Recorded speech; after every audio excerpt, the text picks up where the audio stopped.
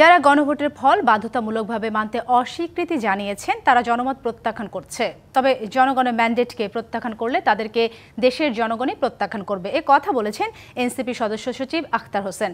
দ্রুত জুলাই সনদ আদেশ বাস্তবায়নে অস্পষ্টতা দূর করতে সরকারের প্রতিও আহ্বান জানান তিনি। জাতীয় কৃষি দিবস উপলক্ষে তরুণ কৃষি উদ্যোক্তা জাতীয় অর্থনীতির নতুন শক্তি প্রতিপাদ্যে ন্যাশনাল এগ্রিকালচার অ্যাসোসিয়েশন বাংলাদেশের সেমিনার।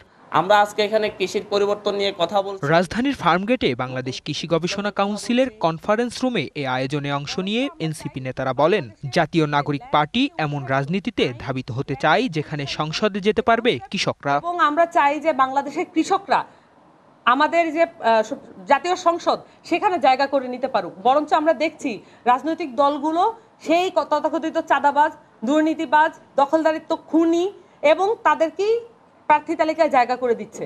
আর দলটির সদস্য সচিব আখতার হোসেন জানান, দুটো বড় দল কৃষিপণ্যের ন্যায্য মূল্য ও সংস্কারের জন্য গণভোটকে মুখোমুখি দাঁড় করিয়েছে, যদিও দুটি বিষয় সমান্তরালে গুরুত্বপূর্ণ।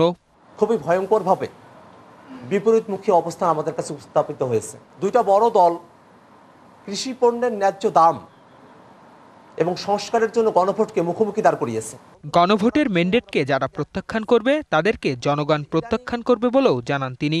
একটি দলের নেতারা গণভোটের রায়কে প্রত্যাখ্যান করার মতামত ব্যক্ত করছেন। তারা গণভোটে না দেওয়ার জন্য ক্যাম্পেইন করেছেন, কিন্তু বাংলাদেশের জনগণ সেটাকে প্রত্যাখ্যান করেছে।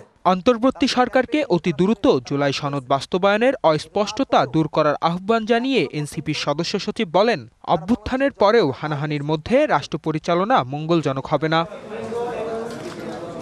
Partha Saha, DBC news, Dhaka.